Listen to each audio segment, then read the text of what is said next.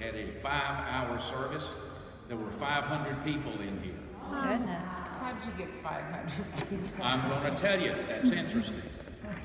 That is not a choir loft. I mean, that is not a slave gallery. That is a choir loft. That was built in the 1880s in the Oxford Booth. And I'll get to that in a little bit. But in the Oxford, legend has it that all of that was built from one cherry tree. It's not true. It can be true. I mean, it'd have to be the biggest cherry tree ever. Yeah. There were 200, not 200 Polks, but 200 white people here who were the Polks, all 4 families of the Polks. Andrew hadn't gotten here yet. And their friends, and 300 slaves were here.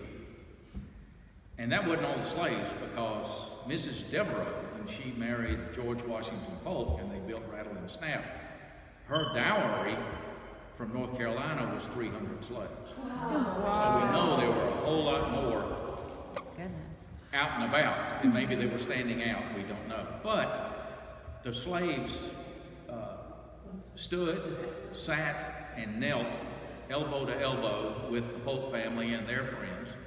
And the blacks and whites worshiped together, and this is one of those rare instances where they all worshiped in the same church. The Polk family was very interested in their slaves.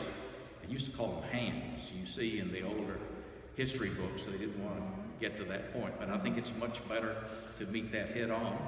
And yes, they were slaves. But you'll see in some of the other history books that they're called the Polk hands, to try to sanitize it a little bit. Anyway, that became a tradition, and the blacks and whites worshiped together from then on here. And let me jump ahead a little bit. They worshiped together until 1915, when this church was given to the Episcopal Diocese of Tennessee by the Polk family. And the Diocese of Tennessee is the one who keeps the church up. Actually, Leonidas Polk not only built this church and was missionary bishop to the Southwest and to the state of for the Diocese of Louisiana, he also was one of the founding bishops of the University of the South on Kings Mountain in northern Georgia, looking down over federal troop movements, thinking he's safe. And a Yankee cannonball, not a mini ball, not a bullet, a cannonball hits him right here in the chest and splits him in two. And some people say that Yankee cannonball saved the Episcopal Church as a national church. Otherwise, Leonidas Polk wanted to split it and make it a Southern, you know, like Southern Methodist and Northern Methodist, Southern Baptist. So Leonidas Polk dies.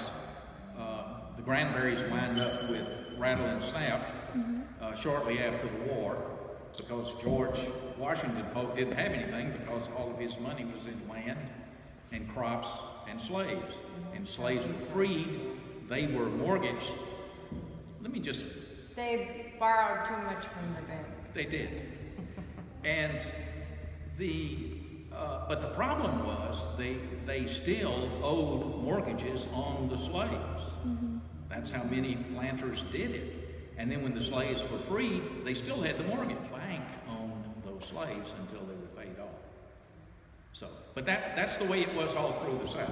All I'm telling you is when people make big pronouncements, general pronouncements about history, there's a red flag in there.